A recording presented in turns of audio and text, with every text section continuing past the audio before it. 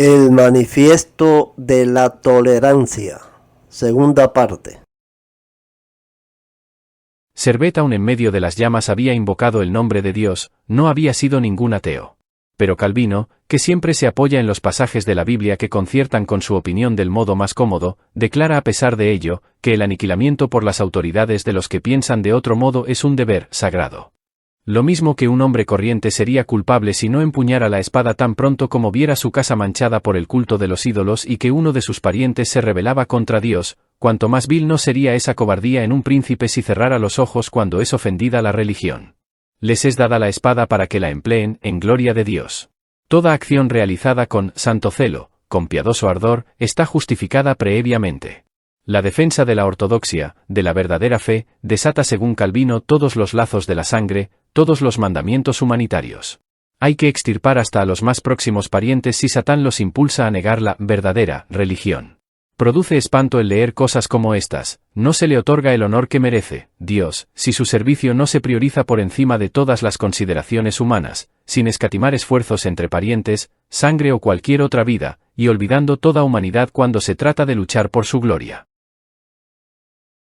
Espantosas palabras y trágico testimonio de hasta qué punto puede cegar el fanatismo a un hombre que, fuera de ello, suele pensar con claridad.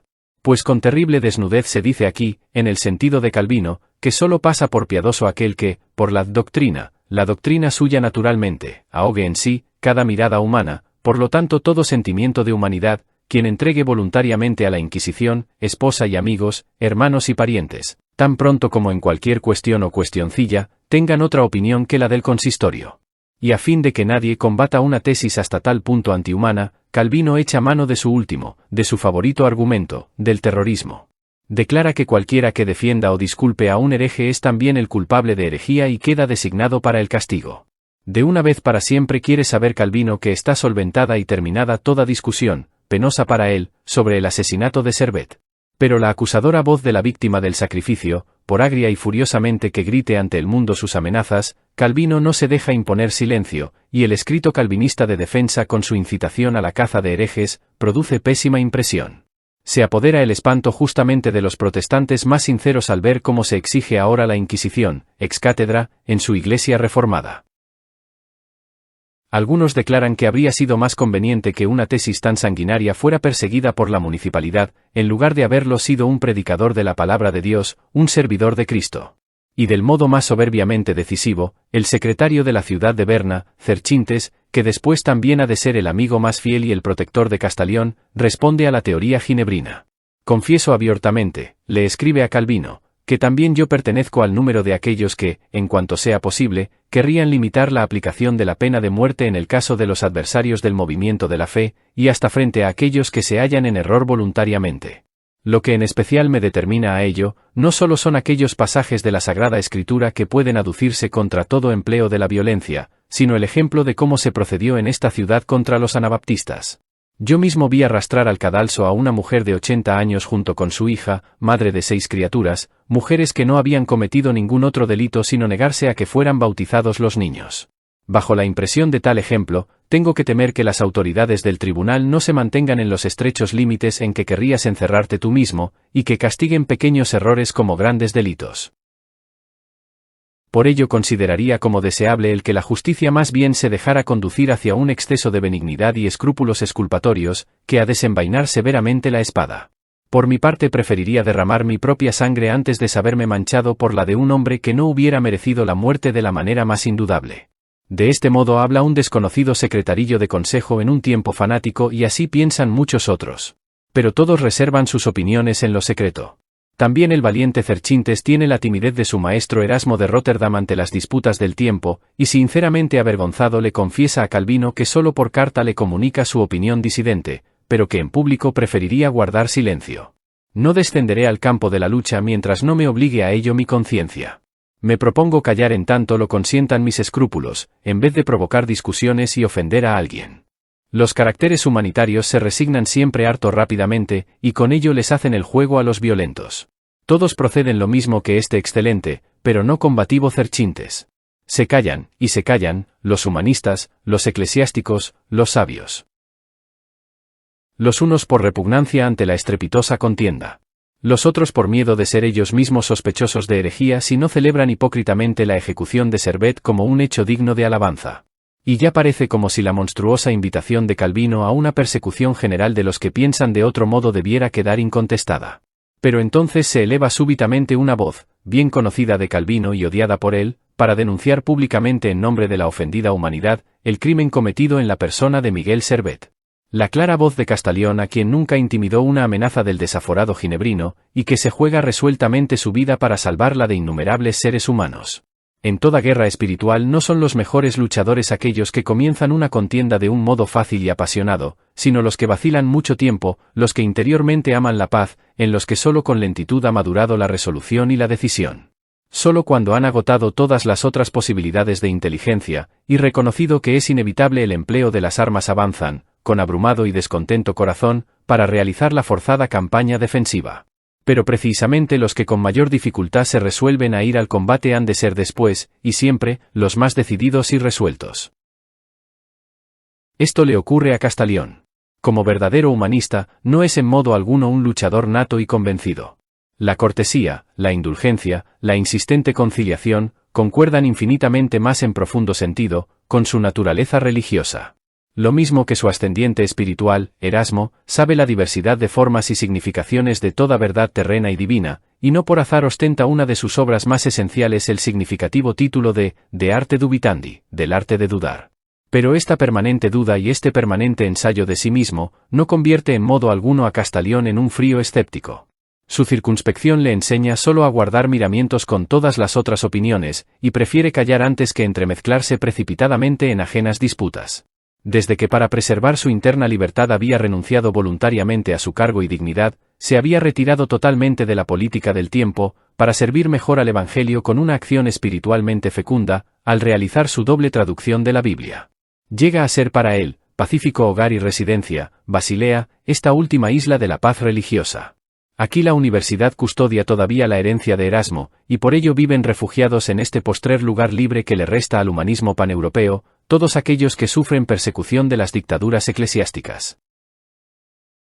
Aquí vive Karlstadt, expulsado por Lutero de Alemania, y Bernardo Ochino, lanzado fuera de Italia por la Inquisición romana. Aquí está Castellón, oprimido por Calvino en Ginebra. Aquí están Lelio Socino y Curione. Y misteriosamente escondido bajo un extraño nombre, David de Joris, anabaptista desterrado de los Países Bajos. Un común destino, una común persecución, liga a estos emigrantes, aunque de ningún modo sean de igual opinión en todas las cuestiones teológicas. Pero jamás necesita la naturaleza humana de una sistemática igualdad de concepciones hasta en sus detalles últimos, para que los individuos se relacionen humanamente entre sí en amistoso trato. Todos estos que se niegan a servir a cualquier dictadura moral llevan en Basilea una existencia de sabios, recogida y sin estruendo. No vierten sobre el mundo tratados y folletos, no peroran en las lecciones, no se unen en bandas con ligas y sectas. Solo un pesar común por el creciente acuartelamiento y reglamentación del espíritu mantiene unidos, en una silenciosa hermandad, a estos solitarios, remonstrantes, así serán designados después estos rebeldes contra todo terrorismo dogmático. Para estos pensadores independientes, la quema de Servet y el sanguinario libelo defensivo de Calvino significan naturalmente una declaración de guerra. Enojo y espanto llenan el ánimo de todos ante este audaz desafío. El momento es decisivo, según todos reconocen al momento. Si semejante acto de tiranía queda sin respuesta, entonces se ha renunciado en Europa a la libertad del espíritu, entonces la fuerza se ha convertido en derecho. Pero, ¿se debe en realidad volver otra vez a las tinieblas, después de que ya una vez había sido hecha la luz, después de que la reforma ha traído al mundo la exigencia de la libertad de conciencia? ¿Deben efectivamente con la horca y la espada ser extirpados todos los cristianos disidentes, tal como lo exige Calvino? ¿No es preciso ahora en el momento del máximo peligro, antes que sean encendidas millares de hogueras como la de Champel, proclamar paladinamente que no es lícito cazar como a animales dañinos, ni atormentar cruelmente como a bandidos y asesinos a los hombres que sustentan opiniones disidentes en cosas espirituales? En voz alta y clara tiene que ser demostrado ahora al mundo entero, en la hora postrera de todas las posibles, que toda intolerancia procede siempre de modo anticristiano y en forma inhumana si llega a acudir al terrorismo.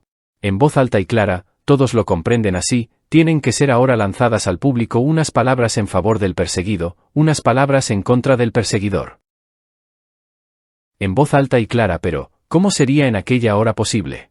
Hay tiempos en los que las más simples y manifiestas verdades de la humanidad tienen que ser envueltas en niebla y disfrazadas para que lleguen a los hombres. En que los pensamientos más humanos y santos tienen que pasar de contrabando como ladrones por las puertas de escape, embozados y rebujados, porque el portal principal está guardado por los alguaciles y aduaneros del tirano.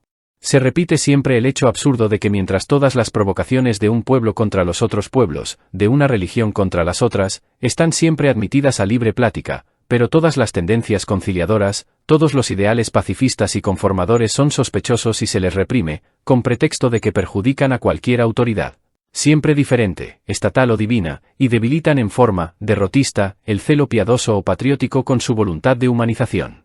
De este modo, bajo el terrorismo de Calvino, en manera alguna pueden Castalión y los suyos atreverse a exponer clara y abiertamente sus opiniones. Un manifiesto de la tolerancia, una apelación a la humanidad tal como la planean, caería desde el primer instante bajo el secuestro de la dictadura eclesiástica. A la fuerza, por lo tanto, solo se le puede salir al encuentro por medio de la astucia. Un nombre plenamente inventado, Martinus Bellus, es puesto como el del editor y un fingido lugar de impresión, Magdeburgo en vez de Basilea, estampado en la portada. Pero ante todo el texto mismo de este llamamiento para salvación de los injustamente perseguidos, se presenta disfrazado con apariencias de obra científica, de obra teológica. Debe parecer que solo de un modo puramente académico, ante autoridades altamente instruidas, eclesiásticas y civiles, se discute la cuestión, de aereticisam sint persegendi et omnino cumodo sit cum eis agendum multorum tum veterum tum recentiorum sententiae, es decir, de si los herejes han de ser perseguidos y de cómo se debe proceder con ellos, probado con sentencias de muchos autores tanto antiguos como modernos. Y en realidad, si se hojean sus páginas de un modo superficial, se piensa efectivamente al principio que solo se tiene entre las manos un tratadillo teórico y piadoso, pues aquí las sentencias de los más célebres padres de la Iglesia, de San Agustín como de San Juan Crisóstomo, y de San Jerónimo, se muestran fraternalmente unidas a selectas manifestaciones de grandes autoridades protestantes, como Lutero y Sebastián Frank, o de imparciales humanistas, como Erasmo.